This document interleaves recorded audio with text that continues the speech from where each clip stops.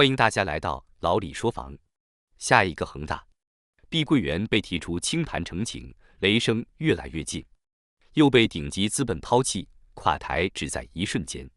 据碧桂园在港交所发布公告称，公司已获悉 Evercredit Limited 于2024年2月27日向香港特别行政区高等法院提出对公司的清盘呈请，涉及约16亿港元本金及应计利息的未支付定期贷款。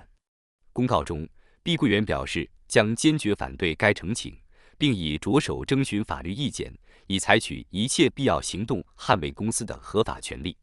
该公司强调，目前预计该呈请将不会对其正在推进的重组计划或时间表构成实质性影响。此事件反映出碧桂园当前面临的资金压力，但公司方面展现出了积极应对的态度。此外，碧桂园方面回应称，该事件不会对公司保交楼产生重大影响。据悉，此次涉及的债务金额在公司境外整体有息负债中占比较低，因此单一债权人的激进行动不会对公司的正常经营以及境外债务整体重组产生重大影响。同时，碧桂园表示，参考业内其他违约上市房企案例，个别债权人向香港法院申请公司清盘的情况较为常见。目前，碧桂园各项经营一切正常，将继续以保交付、保经营为主要工作目标，最大程度保障购房业主、债权人、投资人和员工在内的所有利益攸关方权益。杨慧言，保交付仍是碧桂园必须牢牢守住的底线。今年1月15日，在碧桂园召开1年1度的年度工作会议上，碧桂园集团董事局主席杨慧言强调，碧桂园在2024年的重点工作仍然是保交付、保经营和保信用，其中保交付仍是碧桂园必须牢牢守住的底线。碧桂园集团董事局主席杨慧言在会上表示，2024年公司预计交付量超48万套，仍然是天量的交付任务。公司上下要从资金、资源以及个人状态上做好充分准备。据碧桂园保交楼数据显示，2023年全年碧桂园累计交付超60万套房屋，累计交付面积7162万平方米，涉及31省249个城市。60万套房屋并没有达成碧桂园在去年年中的预期，公司原本预计2023全年预计总交付应近70万套房屋。而对于2024年目标48万套的交付量，对于碧桂园而言也并不容易。值得注意的是，在保经营方面，碧桂园预期2024年市场仍在低位徘徊，且城市销售表现分化加剧。为了应对市场变化，碧桂园在2023年对公司架构进行了有序调整，保持了核心团队的稳定。此外，年度工作会上莫斌则表示，没有销售就没有造血，要在政策窗口期紧跟政策大势，抓住机会获取支持，同时严守保交付底线，做好存量和增量销售，不断恢复企业的造血功能。2023年全年物业销售低迷。此前报道，据碧桂园披露，2023年12月份未经审核营运数据，12月单月共实现归属公司股东权益的合同销售金额约人民币69.1亿元，归属公司股东权益的合同销售建筑面积约68万平方米。2023年全年销售数据方面，根据此前数据，2023年1至11月，碧桂园实现权益销售金额1673.7亿元，经计算，2023年全年碧桂园实现权益销售金额1742.8亿元，同比减少51.25%。2024年1月份，物业销售额同比弱势下滑超70%。今年1月份销售数据显示，碧桂园及其附属公司，连同其合营公司和联营公司实现的归属公司股东权益的合同销售金额约为人民币54.90亿元，同比减少75.06%，销售建筑面积约为56万平方米，较上年同期减少250万平米，销售均价每平米为9804元。1月份行业销售业绩排名降至第10名。据中指研究院发布，2024年1月，中国房地产企业销售业绩排行榜，2024年1月 ，Top 100房企销售总额为2815.3亿元，同比下降33.3%，较去年同期降幅扩大1.6个百分点。值得注意的是，碧桂园销售额仅为76.2亿元，排名更是降至第10名。一段时间以来，在经营管理方面，有关碧桂园相关企业消息不断。2月18日消息，据天眼查公开数据显示，碧桂园地产集团有限公司及旗下临沂市碧桂园房地产开发有限公司、枣庄碧桂红枫置业有限公司、山东碧桂园房地产开发有限公司新增一则被执行人信息，执行标的7101万余元，执行法院为枣庄市台儿庄区人民法院。恒大被港交所颁布清盘令正式完，还没满1个月，堂堂前宇宙第一房企也沦落到被人呈请清盘的地步。先别急着恐慌，被债主呈请清盘，并不意味着碧桂园真的就会清盘。事实上，债主对老赖欠债人提起清盘呈请，更多被看作是一种倒逼欠债人还钱的手段。简单来说，就是给你点颜色瞧瞧。其首要目的是敦促对方还钱，或者是加快提出大家都满意的债务重组方案。毕竟，从去年10月份官宣债务违约，并抛出147亿元境内债的展期方案，至今快7个月过去了，碧桂园的境外债重组还没有见到实质性的进展，债主急也正常。话又说回来，当年第一个对恒大发起清盘澄清的是29岁靓仔、公海赌王之子连浩民。那这次是谁如此大胆，做第一个呈请清盘碧桂园的人？同样来头不小。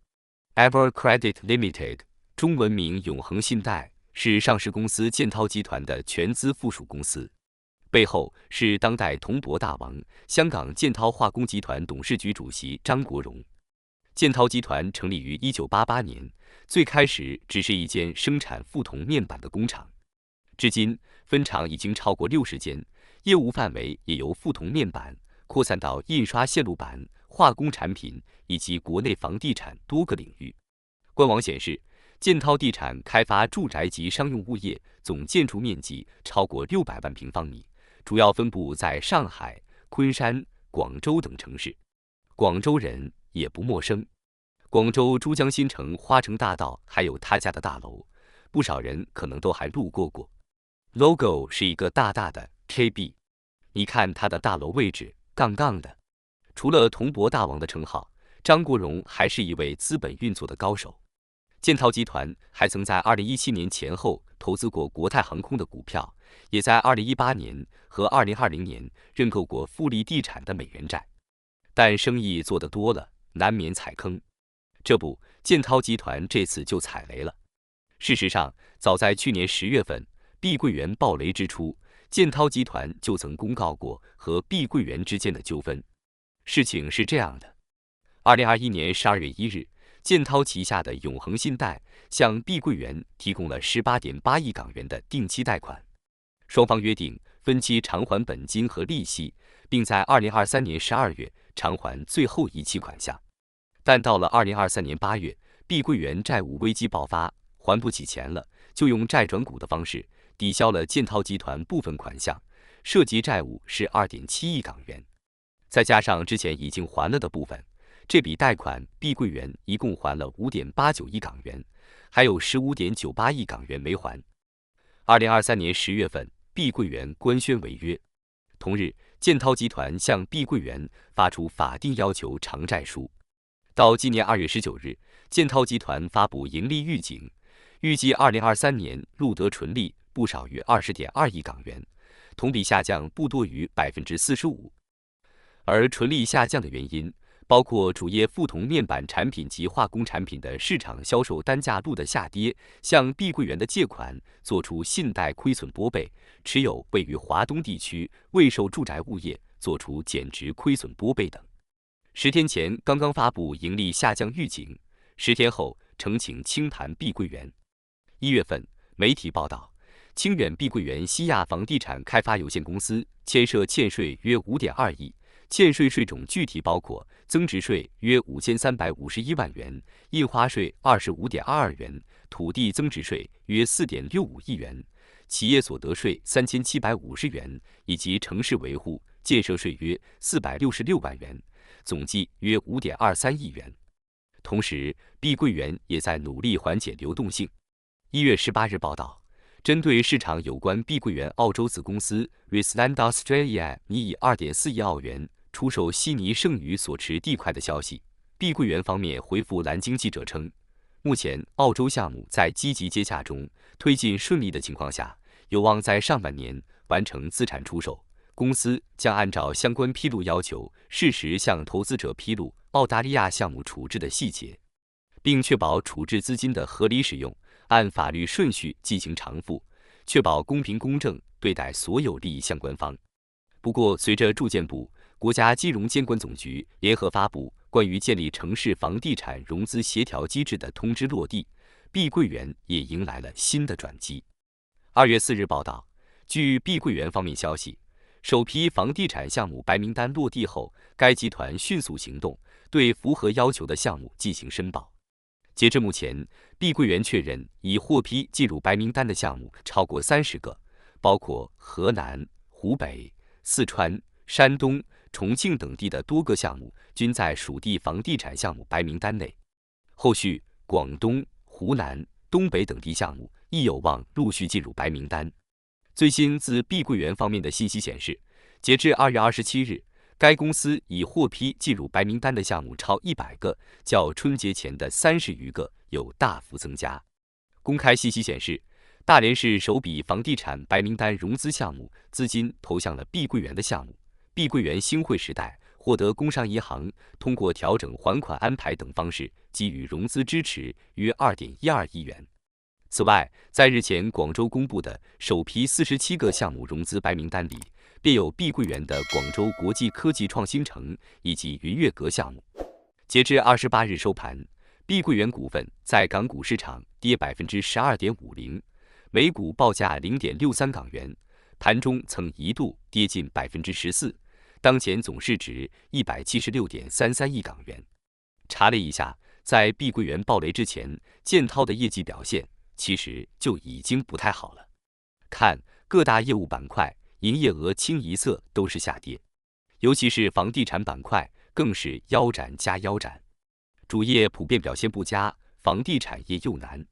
再加上踩雷碧桂园，大喇喇16亿港元要不回来，真是屋漏偏逢连夜雨。所以建滔这次下了重手，这一手操作可能是业绩暴雷后必须给投资者的一个交代，